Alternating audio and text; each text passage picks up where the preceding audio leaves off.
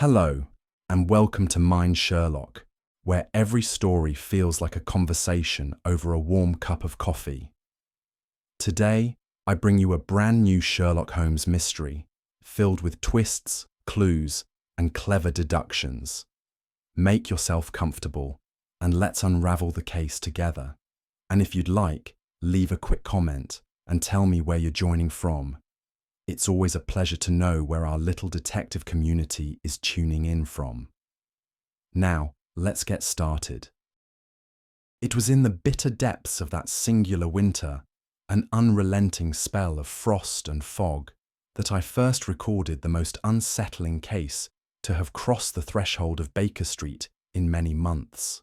The streets of London lay glazed beneath sheets of ice, the gas lamps flickering dimly through veils of mist, and the very air bore a stillness that pressed itself upon the soul like mourning cloth.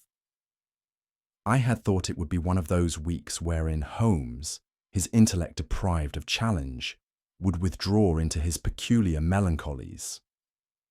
There were signs of it. The violin left untouched for days, the chemical instruments resting cold upon the table, and his pipe never far from his lips, though scarcely lit.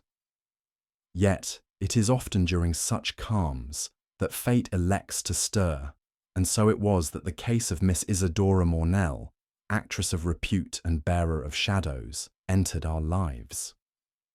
What began as a seemingly trivial inquiry into stage superstitions would unravel into a drama wrought with vengeance, deception, and a darkness far older than the playhouses of London themselves. Though I have attended many a case alongside Holmes, few disturbed me so greatly as this one. Perhaps it was the theatre's unique capacity for illusion, its painted truths and shadowed exits, that left me with the lingering sense that, even now, something had followed us home from those curtains of velvet and ash. But I am getting ahead of myself. Let me return to the morning in question, grey, windless and cold, when the frost etched fern-like patterns upon the window panes of our rooms at 221B, and the doorbell rang with a chill more piercing than the wind outside. Holmes was at the window, bow in hand, coaxing from his violin a melody so low and mournful that it seemed an echo of the weather itself. I had not interrupted him, for such moments were often preludes to thought, and was content with the morning edition of the Times, my cup of tea gently steaming beside me. There is a cruelty, Holmes said without turning, in how theatre so easily mimics life, and how often life, in its cruelty, mimics the theatre. I looked up. A philosophical morning, Holmes? He gave no answer, merely drew the bow across the strings once more, producing a phrase that trembled in the air like a sigh. It was at that very moment that Mrs. Hudson entered, her face pale and tight. "There's a lady downstairs, sir," she announced. "She won't give her name, but insists it is a matter most urgent. She looks quite beside herself." Holmes set down the violin. "Send her up at once." Moments later, the door opened and in stepped a figure swathed in black, her gloved hands clutching at her reticule, as if it alone tethered her to reason. The air around her seemed charged with the same electric hush one feels before a storm. Even before she spoke, I knew, by that subtle shiver in Holmes's eyes, that this would be no ordinary morning. She introduced herself as Miss Isadora Mornell, an actress of distinction at the Lyceum Theatre. Though her name was familiar to me, her performance in Lady Macbeth had received no small praise. It was her countenance that arrested attention.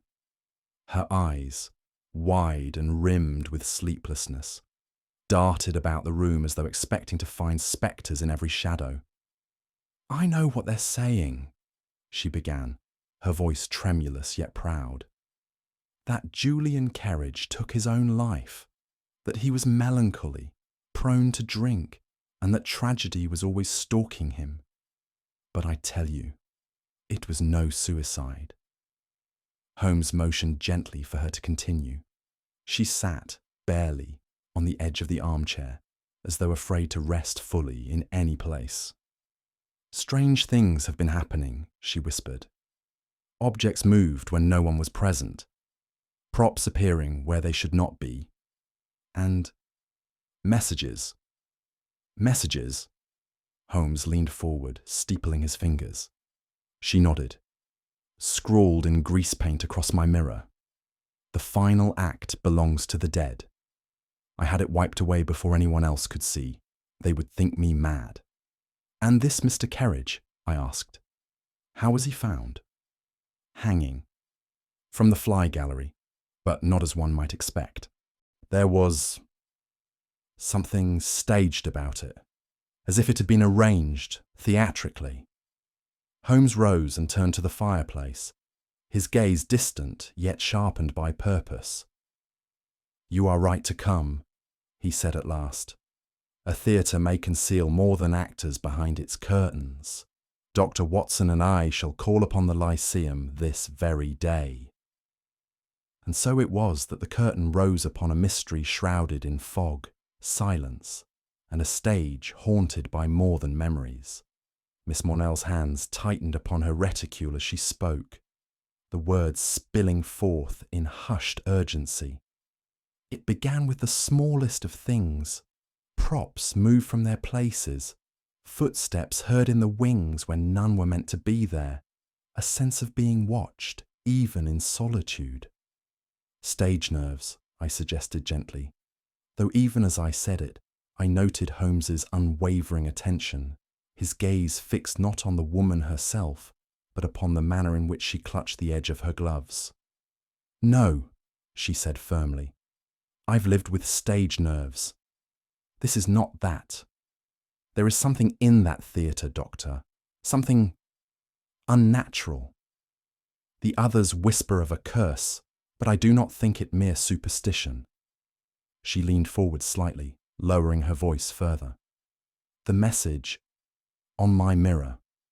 I told you the words. The final act belongs to the dead."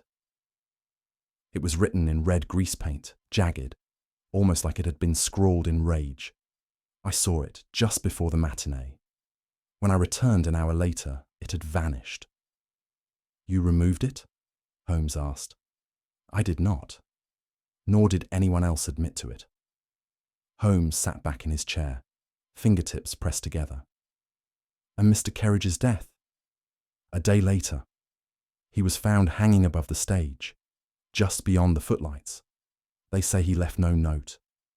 But Julian was a proud man. Even at his lowest, he would not have chosen such an end, not like that, and not so public." I saw the flicker in Holmes's eye, the spark that signalled engagement. He rose and moved to the window, drawing the curtain back with a precise hand. "A stage death," he murmured. "How terribly theatrical."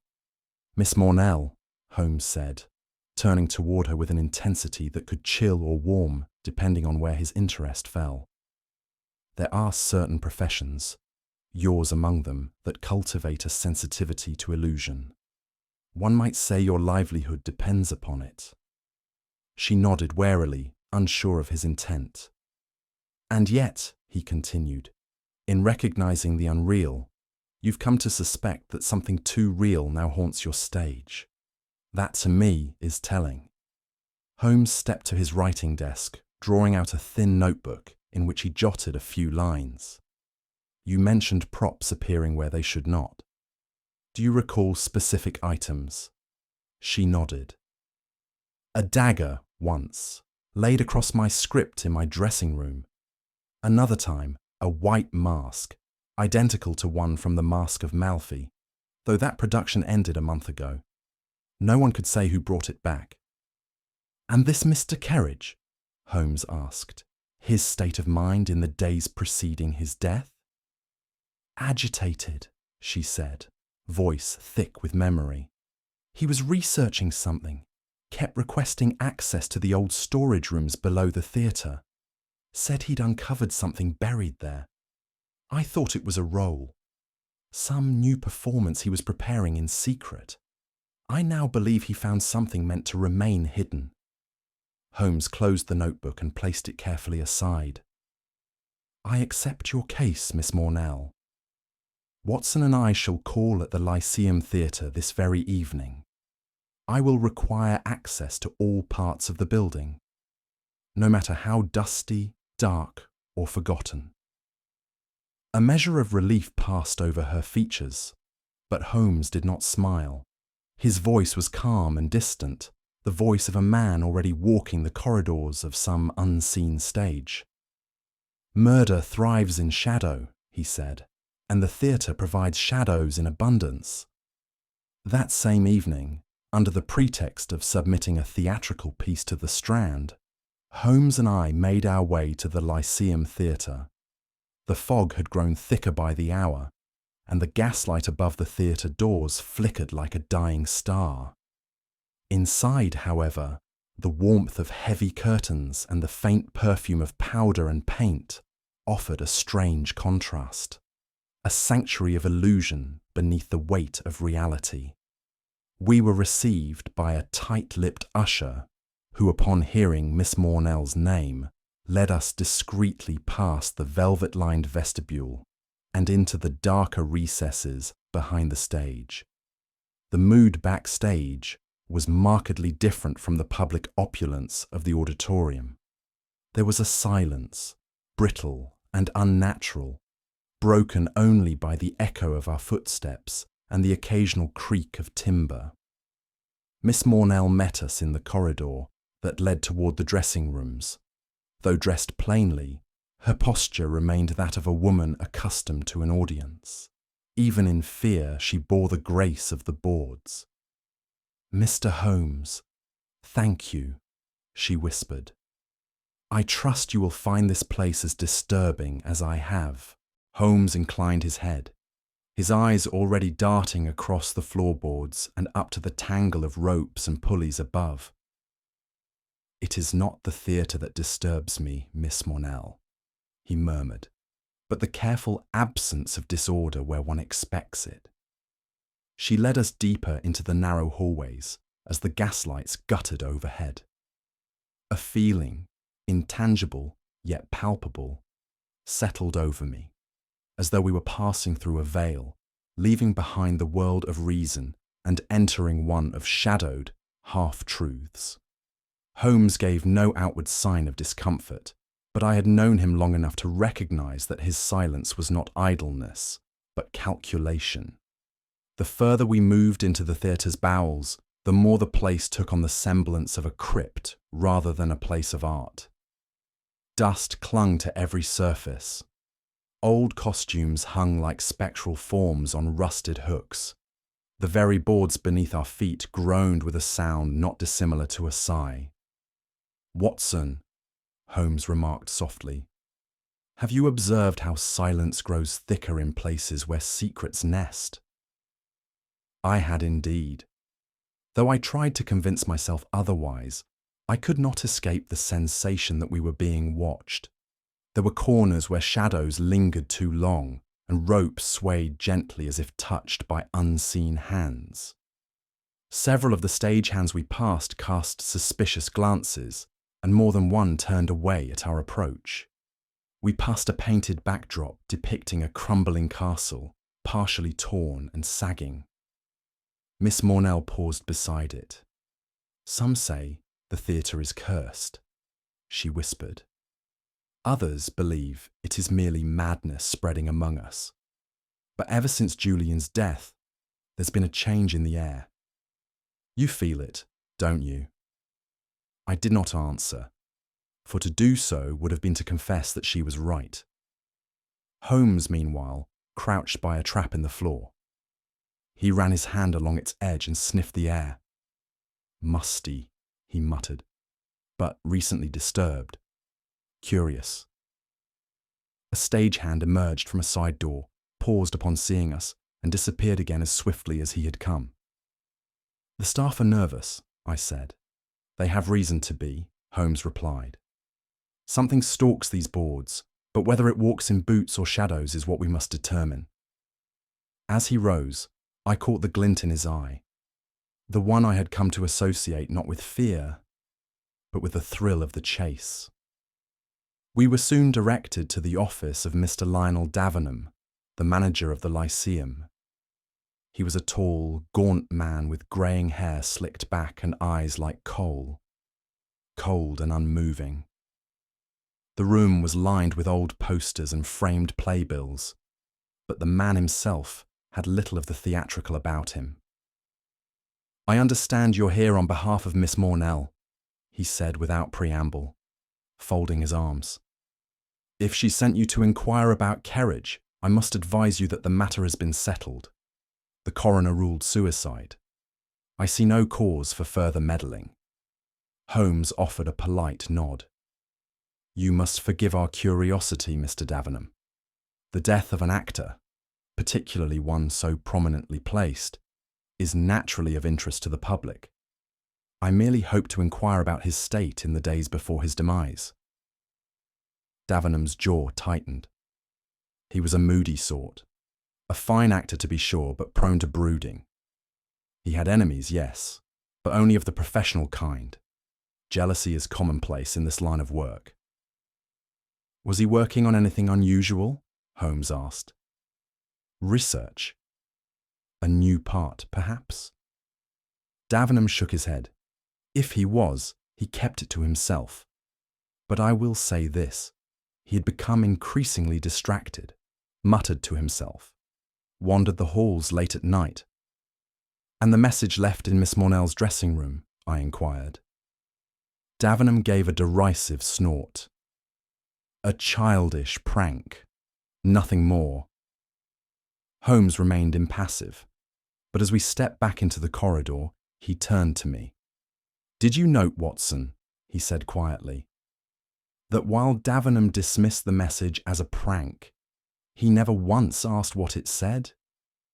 It was at Holmes's request that we sought out Miss Cora Bellamy, the second leading lady of the Lyceum, and, if gossip were to be believed, a woman of considerable ambition and barely concealed resentment. We found her in a narrow dressing room, bathed in cold gaslight, seated before a mirror that reflected more rouge and powder than any honest complexion required. She received us with a smile that failed to reach her eyes. "Mr. Holmes," she said in a tone as rehearsed as any soliloquy, "and Dr. Watson, I presume, come to investigate our little melodrama." Holmes bowed. "Merely to clarify the facts, Miss Bellamy." She folded her arms and leaned back. "I suppose Isadora sent you? Always one for theatrics, even off the stage." Holmes offered no response, but I sensed his keen attention beneath the stillness. "I've no doubt she's conjured some tale of phantoms and secret murders," she continued, adjusting a bracelet with unnecessary flourish. "But between us, Doctor, Miss Mornell has never been the most stable of creatures. Talented, yes, but prone to nervous fits and delusions. The death of poor Julian has merely pushed her further." "You knew Mr. Kerridge well?" I asked. "Well enough to mourn him, but not so well as to claim insight into his mind. If you ask me, he carried the melancholy of a man out of step with the world. These old theatres are filled with such types." As we left her, Holmes paused at the threshold. "Remarkable," he murmured, "how some people can both smile and bear fangs in the same expression." It was clear to me that while Miss Bellamy had offered little of substance, her words had woven yet another layer into Holmes's growing tapestry of deduction. Our next encounter came by chance, as Holmes spotted a young man in a soot-streaked vest adjusting counterweights near the rigging gallery. The lad, who introduced himself as Thomas Greaves, regarded Holmes with a mixture of awe and suspicion. At Holmes's gentle inquiry, however, he gradually unfurled a tale that, while halting, proved most intriguing. "I don't talk to reporters," he muttered. "Nor should you," Holmes replied smoothly. "Fortunately, I am not one. I'm here to ensure no more harm befalls your colleagues. Greaves looked about, then lowered his voice. I saw someone, sir. The night before they found Mr. Kerridge. Thought it was one of the prop men at first, but he didn't move like one. He came from stage left, where we store the broken sets. Did you see his face? Greaves shook his head. He was cloaked in black, tall, and walked like he knew every creak of the place. When I called out, he was gone, slipped through the curtains like a ghost. Had you seen him before? No, sir. But Mr. Kerridge had. I heard him say something to Isadora a few nights before it happened.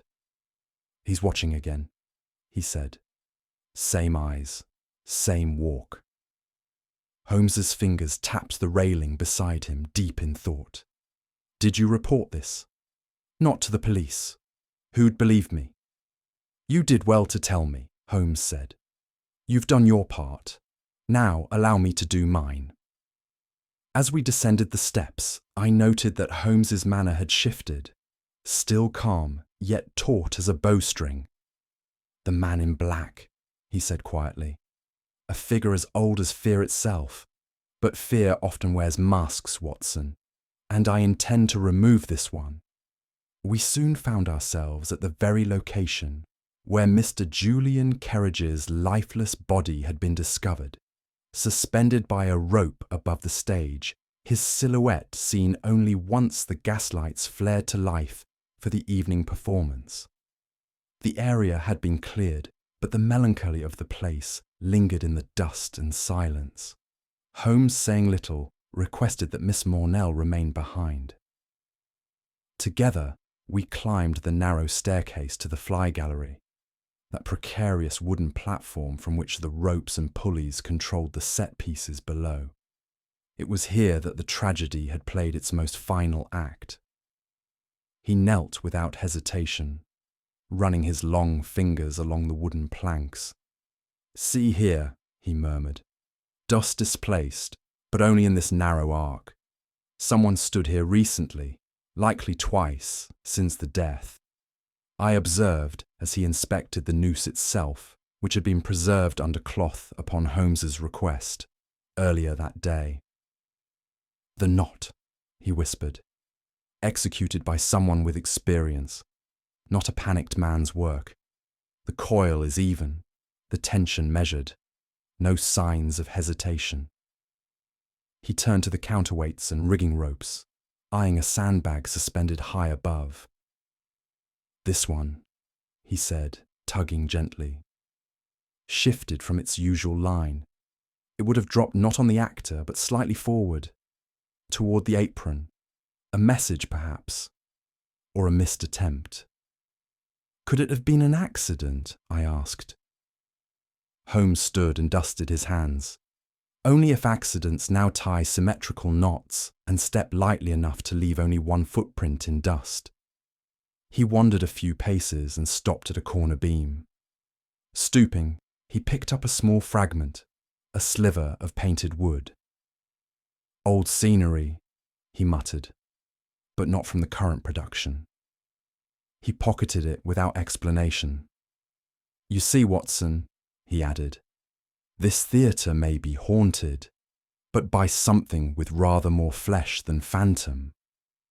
We had begun descending the staircase when Holmes abruptly halted near a section of flooring beneath the wings. He knelt beside a discoloured patch of timber and tapped it lightly with his cane. Hollow, he said, assuredly hollow.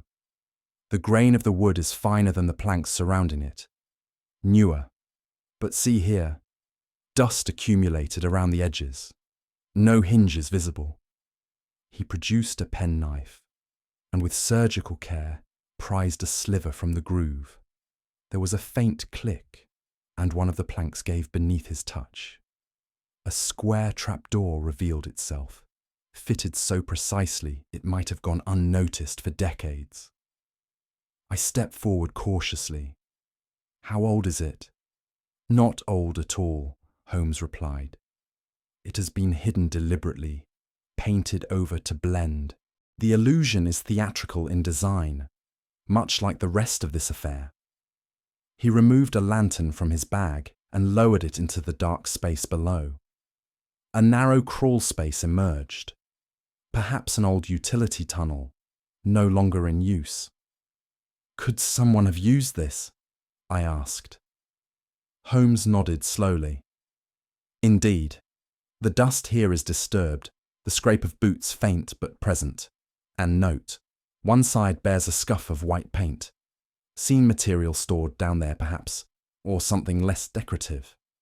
He stood, his brow furrowed in grim satisfaction. "This, Watson, is the artery beneath the stage, unseen, forgotten, and eminently useful to one who wishes to move unseen." "And you believe our killer used this?" "I do not believe it," he said. "I know it." With that, he let the trapdoor settle quietly back into place. "It is as I feared," he concluded. "Someone has turned this theatre into their stage, not to entertain, but to enact a script penned in vengeance." It was scarcely 2 days after our initial visit to the Lyceum when Holmes received a terse note delivered by hand. He read it in silence, his brow furrowing slightly, and then passed it across to me. "Another man dead. Costume room. Bludgeoned. Authorities called it robbery. I do not believe it. I am." We lost no time in returning to the theatre. George Penlay, a young stagehand barely 20 years of age, had been discovered that morning lying prone among the tangled costumes of the prop room, his skull fractured by what the police believed to be a fallen iron hook. The constabulary, ever eager to conclude matters cleanly, attributed it to a bungled theft. Perhaps the young man had interrupted a prowler, seeking to loot the storage room for valuables.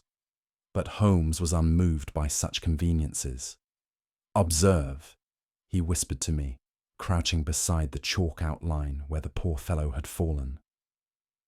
"There is no sign of a struggle, no torn fabric, no displaced shelving. And the blow, Watson, singular, precise, and delivered at an angle inconsistent with a random accident." He motioned toward a tall wardrobe. "More telling still, that rack of chainmail.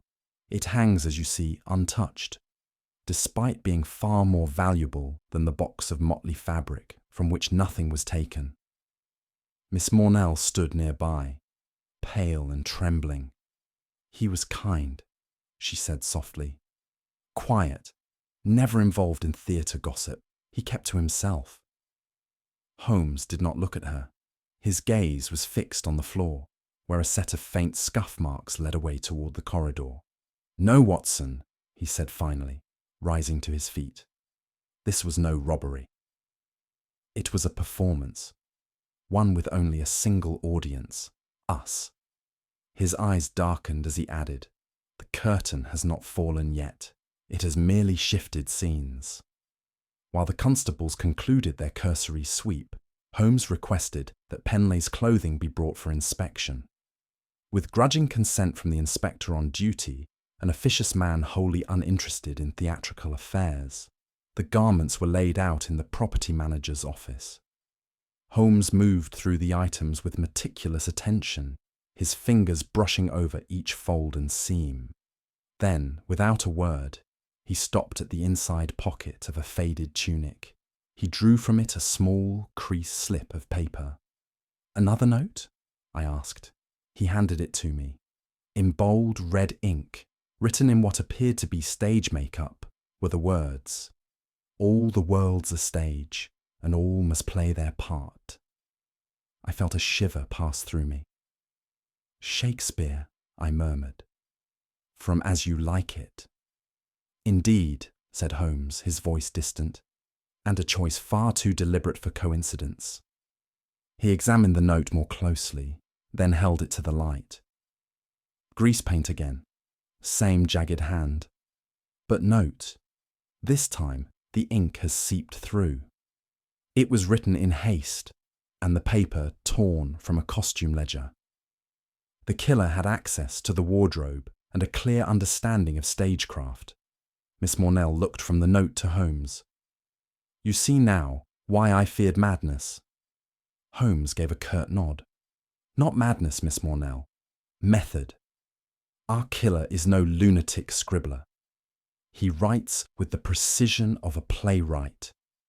I could not help but feel the theatre itself had become a character in this drama. Its shadows whispering lines, its corridors curating menace." Holmes folded the note and tucked it into his pocket. "The murderer leaves us breadcrumbs, Watson. Not to mislead, but to challenge. He wishes to be seen, but only on his own terms." "And what do we do?" I asked. He gave a thin smile. "We take our seats, my friend. The second act has just begun." The death of George Penlay, coupled with the cryptic message found in his pocket, cast a pall over Baker Street that even Holmes's intellect seemed reluctant to penetrate. We returned to our lodgings that evening, and for the better part of 2 days, my friend spoke scarcely a word. It was not the silence of contemplation alone. I had come to know Holmes's various moods. The sharp-tongued excitement of a chase, the icy detachment of analysis, and even the torpor that descended when he was denied a worthy challenge. But this silence was of a different kind. It was heavy, even brooding. A quiet war waged within the confines of his own formidable mind. He filled page after page in his small leather notebook, pausing occasionally to pace the floor, then to retrieve a length of rope from the bureau drawer and knot it repeatedly with swift, exacting motions. At one point, he asked for my assistance in suspending a sandbag from a bookshelf and, with clinical detachment, experimented with varying degrees of tension. "The placement of the counterweight was intentional," he murmured once, more to himself than to me. "A test, perhaps, or a warning." "You suspect the killer is taunting you?" I asked. "I suspect," he said slowly, "that we are dealing with someone who understands the psychological impact of theatre as well as the mechanics of murder. That is a rare and dangerous combination." I could not help but feel the weight of the case press upon Holmes in a way few others had. There was something almost personal in the way he revisited the trapdoor's design, the Backstage floor plans, and most tellingly, the record of a fire in the Lyceum's archives from decades past. "Watson," he said at last, "have you ever heard of the 1883 accident at the theatre? I recall vague mention. A fire, was it not, during a rehearsal?" "Precisely. And a man, an understudy, perished. His name, curiously, never recorded. His presence erased. But I believe someone has remembered him. Quite vividly." With that, Holmes returned to his notebook, scribbling furiously. And I, seeing the clouds still resting on his brow, resolved the next morning to pay a second visit to the Lyceum on my own, if only to offer some contribution, while Holmes gathered the strands of thought that still eluded him. I arrived at the Lyceum shortly after midday, presenting myself not as a physician this time, but as an acquaintance of the late Julian Kerridge come to pay private respects. The porter, who had seen me with Holmes previously, offered no protest. The theatre was largely empty. Rehearsals had been suspended due to the recent tragedy, and a hush seemed to have settled across the halls, like dust upon untouched props. I made my way alone to the dressing rooms, drawn by a peculiar compulsion that I could neither define nor resist. Miss Mornell's room, when I reached it, stood ajar. I hesitated only a moment before stepping inside. At first, all was still. The vanity mirror reflected only the quiet emptiness of the space.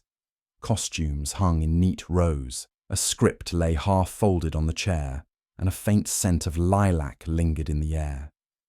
Then something shifted. In the mirror, I saw it. Not behind me, but within the glass itself. A tall figure clad in black, its face obscured by shadow, standing perfectly still behind the vanity. I spun on my heel, heart pounding, yet found the room entirely empty. I turned back to the mirror. The figure was gone. I stepped forward and pressed my palm against the glass. It was cool, unremarkable, and yet my pulse would not still. Suddenly, a whisper broke the silence. Not words, but the soft creak of floorboards, faint and slow, retreating down the corridor. I followed at once, but the hallway was deserted. By the time I returned to Baker Street, I felt more shaken than I cared to admit. Holmes, seeing my countenance, paused his writing. "You saw him, didn't you?" he said quietly. I nodded, or thought I did. "Not madness, Watson," he said, standing. "A calculated performance, every element designed to unsettle. Our adversary knows the value of illusion. But it is time we lifted the curtain." And for the first time in days, I saw the glint return to Holmes's eyes, not of frustration, but of resolve. That evening, the fire in the grate crackled low, casting long shadows across the walls of 221B Baker Street. Holmes stood before the hearth, his hands clasped behind his back, his gaze fixed upon the dancing coals as though divining truth in their movement. "I have been to the London Fire Brigade Records Office," he said at last, breaking the silence. "And more usefully, to the archives of the era, that indispensable chronicle of our theatres." I looked up from my chair. "And what did you find?" "A story long buried beneath dust and embarrassment," he replied. "On the 17th of October, 1883, a fire broke out during a rehearsal of The Spanish Bride. It consumed the east wing of the Lyceum's Backstage, specifically the rigging loft and 2 adjacent dressing rooms." "I recall you mentioning it," I said. "But surely that was ruled an accident." "So it was. And yet the details grow stranger the deeper one digs. The fire was attributed to a faulty gas lamp, and the casualty, a single understudy, was never named." I sat forward. "Never named?" Holmes nodded. "It was said that he had been hired only days prior, his contract unsigned. His name, they claimed, had not yet been recorded in the theatre's books.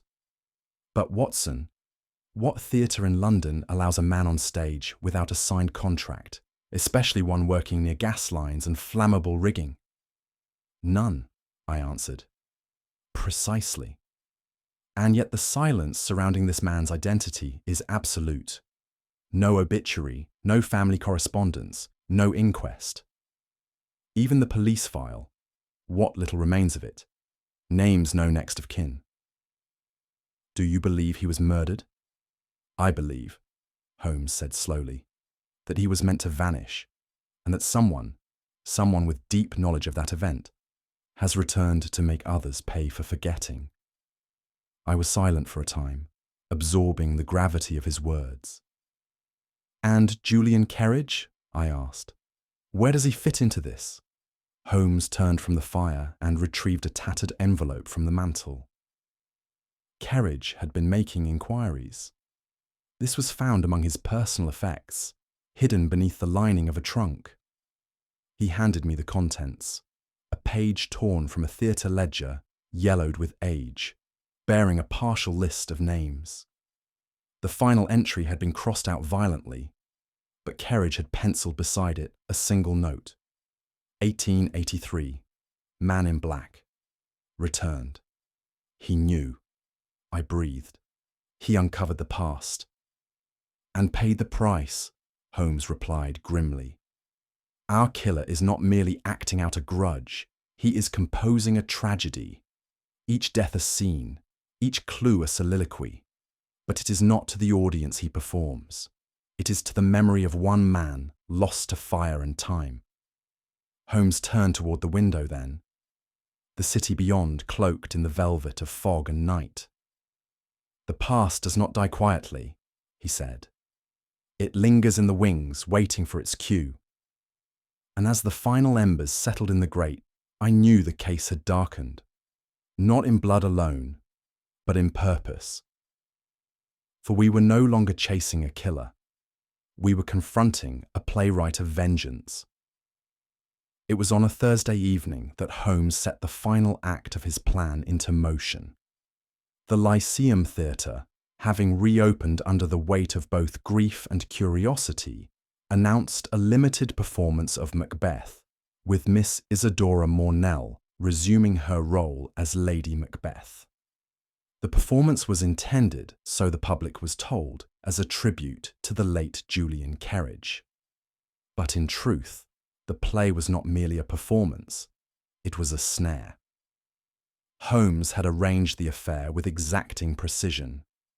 Scotland Yard was present, though not in uniform, and I myself was tasked with overseeing the wings. Holmes, for his part, remained unseen, stationed, as he explained with characteristic calm, where the shadows are deepest and the truth lies bare. I do not expect him to act in the first act, Holmes had said to me earlier that day, nor the second. But the third, yes, that is where the emotional tension will crest. If our adversary is who I believe him to be, he will not resist the temptation. And if he does nothing, then I was wrong, he replied, and a woman dies. He said it without flourish, but the weight of those words clung to me as the curtain rose. Miss Mornell moved across the stage with a grace marred only by the tension in her eyes. Yet she delivered her lines with tragic precision.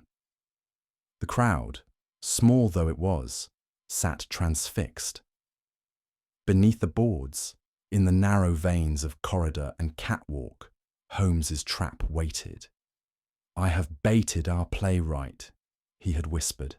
"Now let us see if he takes the stage." There was nothing more to be done but wait and pray that Holmes had once again outpaced a mind bent upon vengeance. It was during the third act, precisely as Holmes had predicted, that the air within the theatre seemed to shift. I was standing stage left, obscured behind a velvet curtain, when I heard the faint creak of rigging above, followed by a whisper of movement behind the scenery. Miss Mornell was mid-soliloquy, her voice steady, though I saw the flicker of something, fear perhaps, cross her face. Then, without warning, a great sandbag hurtled from above and struck the stage with a tremendous crash, mere inches from her feet. She gave a cry and staggered back, the audience erupting in gasps.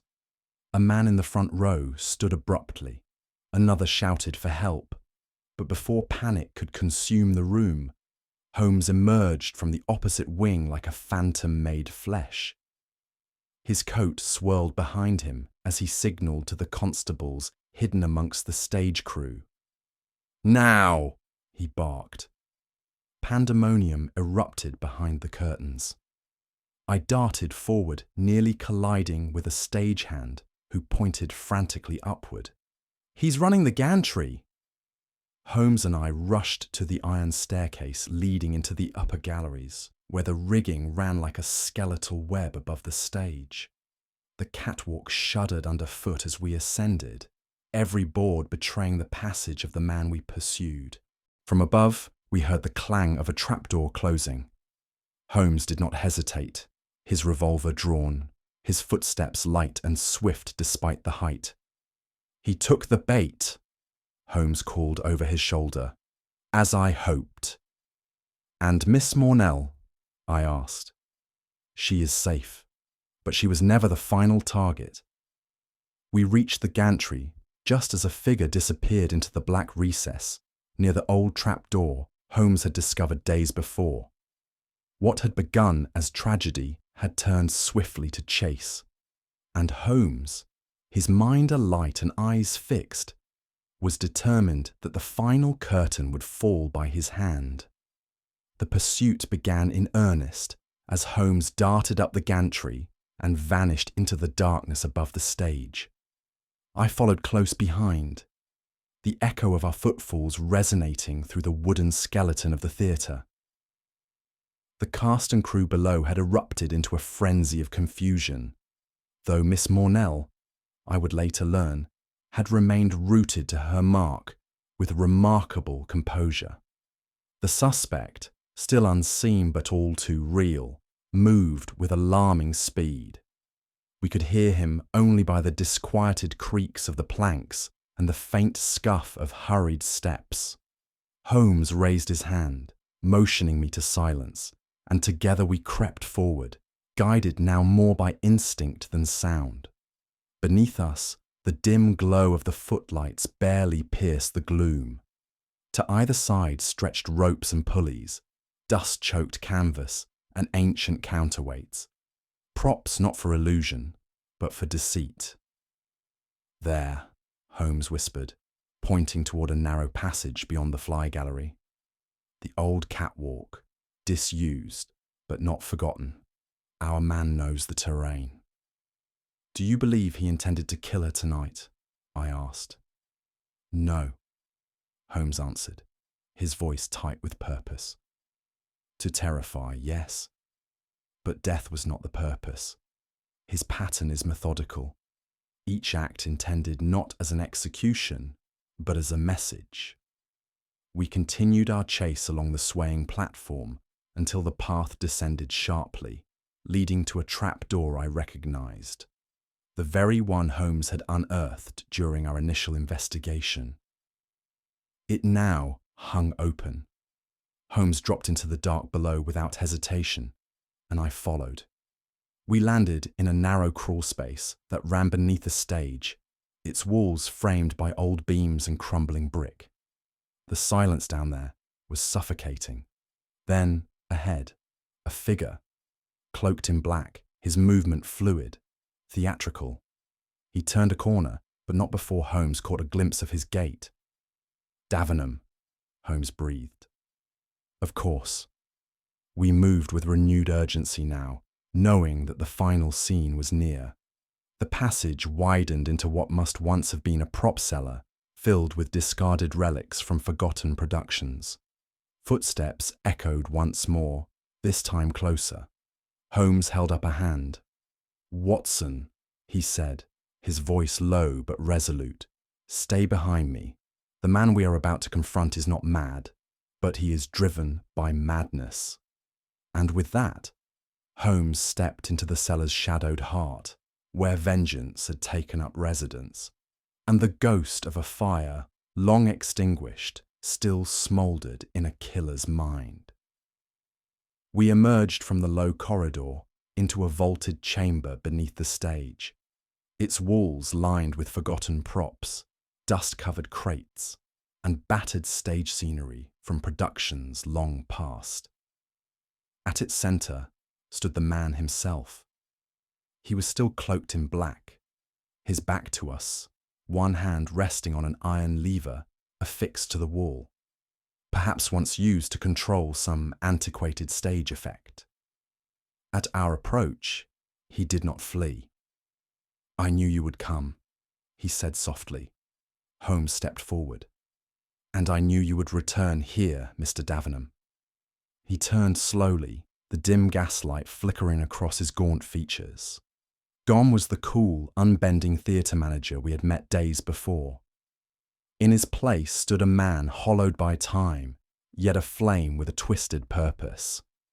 "So," he said, voice level, "it is to end like this, not with thunderous applause, but in shadow." Holmes folded his arms. "The role you have played, sir, has been one of remarkable conviction, but all illusions wear thin. You are the son of the man who died in the fire of '83, the actor whose name was struck from the record, buried not by accident, but by design." "You know nothing," Davinom spat. "But I know enough," Holmes replied. Julian Kerridge uncovered the truth. He found reference to the incident, how the understudy perished in the flames during a rehearsal accident caused by negligence, and how your father was denied even the dignity of recognition. The theatre moved on, and your mother, I suspect, was paid for her silence. Davinom's hands trembled. He was erased, forgotten. They mocked his name. So you returned to the Lyceum, Holmes continued, first as a stagehand, then rising through the ranks. You altered your surname, and then when you gained control of the theatre, you began composing your great revenge. I could scarcely believe the transformation unfolding before us. The once composed manager now unravelled, every muscle taut with fury. I gave them scenes they would never forget, Davinom whispered. Each death a mirror, each gasp from the audience a tribute. Kerridge was the first. He mocked the fire, called it legend, so I hanged him where all could see. And George Penley? I asked, my voice hoarse. He stumbled too close to the truth. He saw the trapdoor, followed the wrong thread. He was never meant to be part of the performance. Holmes stepped closer. And Miss Mornell? She was to be the finale. No, Davinom said. She was the chorus. She bore witness. She believed. I wanted her to survive, but only barely. There was a pause, thick with tension. Then Holmes gave a small nod to the constables who had crept in behind us. You will come with us now, he said calmly. But Davinom made no move. He looked up, beyond us, as though hearing music only he could perceive. The curtain falls, he said, and then he sank to his knees, his hands falling limply to his sides. Holmes approached him cautiously, then gestured to the constables to take him into custody. There is no madness here, he murmured, only grief, rehearsed too long. Later that night, Holmes and I returned to Baker Street, our boots still carrying the dust of the Lyceum's underworld. He planned it all, I said, still shaken. Every death, every detail, scripted like a play. Holmes sat before the hearth, his gaze distant. Yes, Davinom was not merely seeking justice. He sought acknowledgement, recognition of a name the world had chosen to forget. The trapdoor, the notes, even the stagecraft, I mused. It was all theatre. Holmes nodded. He built his revenge with the tools he knew best, grease paint and shadows. Illusions not meant to deceive the eye, but to awaken guilt in those who had long buried it. And yet, I said, he never intended to disappear. He wanted to be caught. Of course, Holmes replied. He wanted an audience. He wanted someone, at last, to listen to the final act. I stared into the flames, trying to grasp the madness of it all, how vengeance had worn the mask of drama, and how close we had come to missing it. Holmes reached for his pipe, but did not light it. There is a strange dignity in theatrical justice, Watson, he said. But it is a justice that leaves no survivors, only echoes. He said no more that night. But long after the embers had died, I found myself recalling Davinom's final words. The curtain falls, and I could not help but wonder, how many tragedies are buried beneath the boards of London stages, waiting still for their last performance? It was the morning after Davinom's arrest that Holmes, having taken but a single hour's sleep, sat opposite me in our sitting room at Baker Street and, with the first light of dawn streaming through the window, proceeded to recount the deductions which had led us from illusion to truth.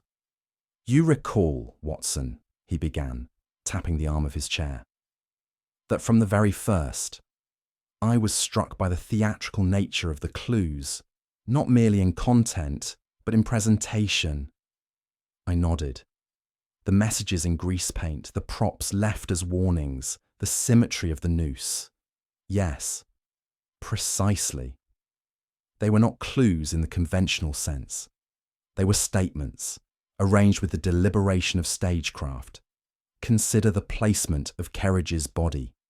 Found hanging centre stage, without a note, yet with every indication of preparation. The noose tied professionally, the trapdoor beneath untouched. What suicide chooses such a stage unless he means to be seen? You knew it was murder from the first, then? I suspected, but confirmation came with the discovery of the sandbag above Miss Mornell's mark. Had it been a simple case of sabotage, it would have sufficed to destabilize a platform or tamper with her costume. But no, the weapon was overt, dramatic, and timed with precision. Its failure was not by chance, but by design. Our killer wanted to create fear, not death.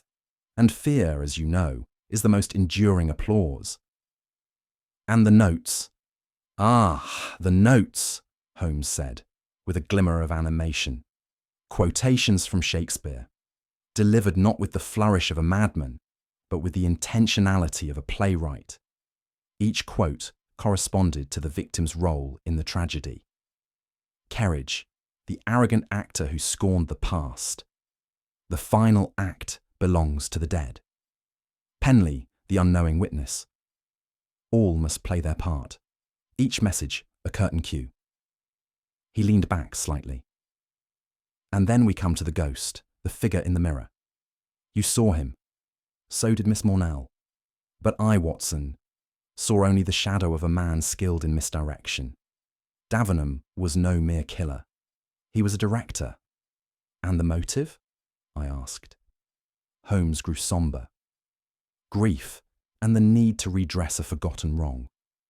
His father's death in the fire of 1883 was covered up, whether from negligence or shame. The man was denied recognition.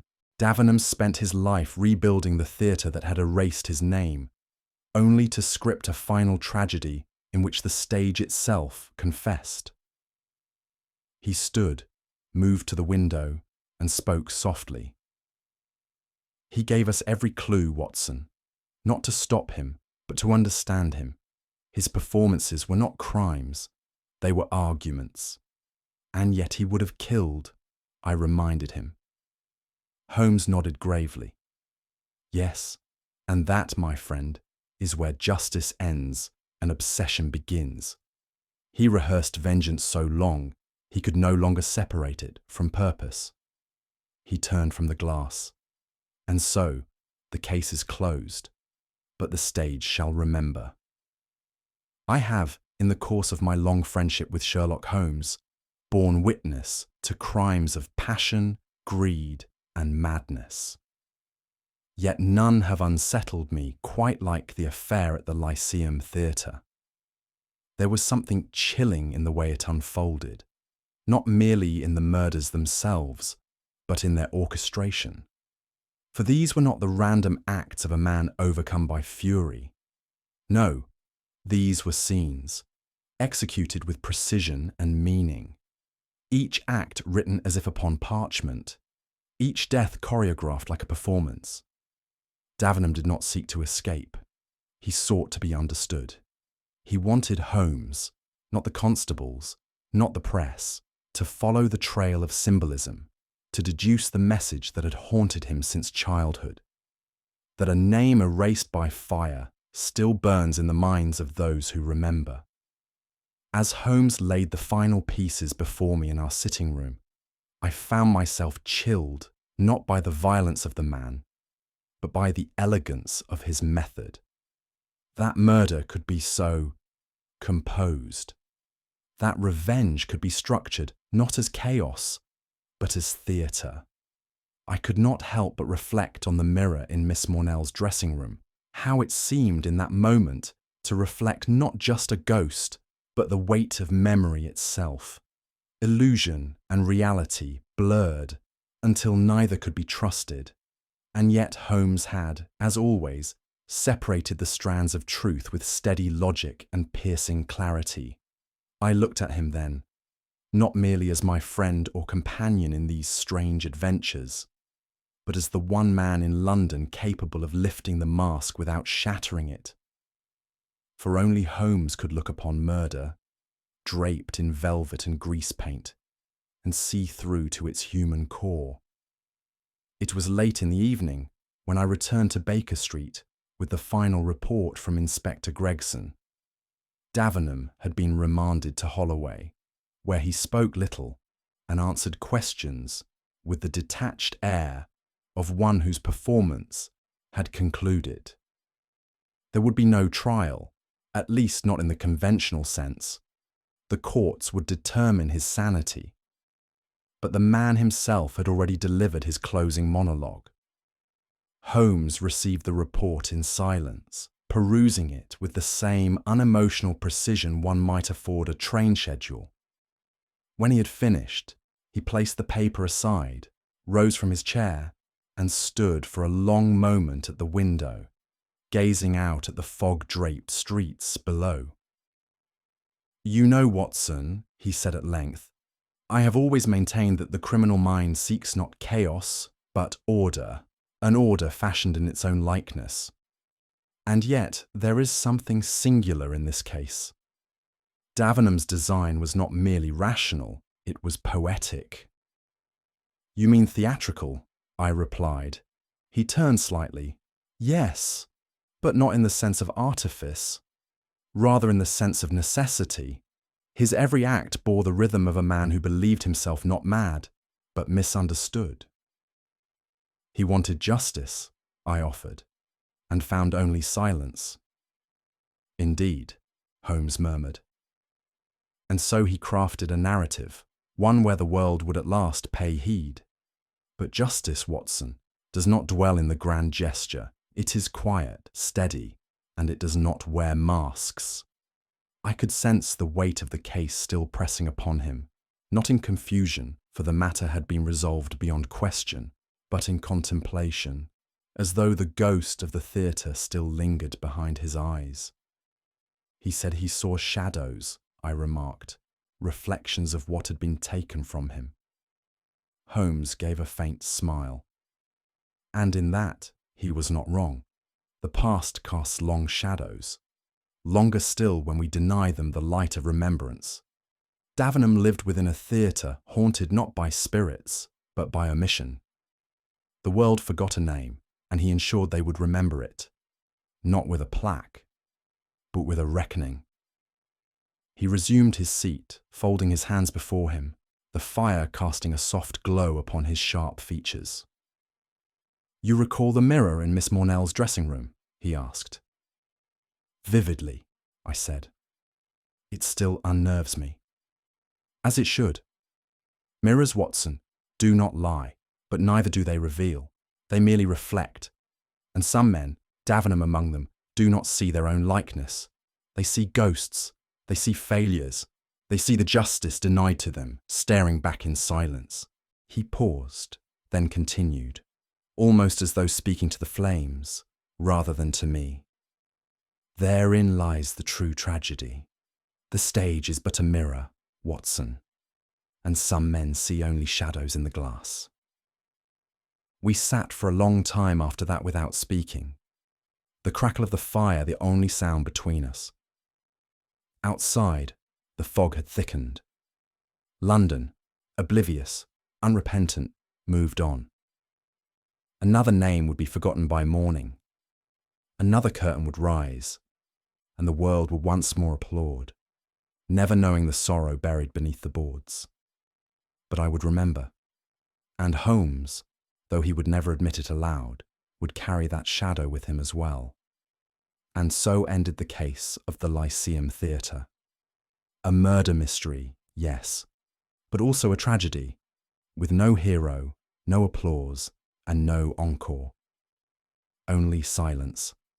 And a final line that echoed still in my thoughts.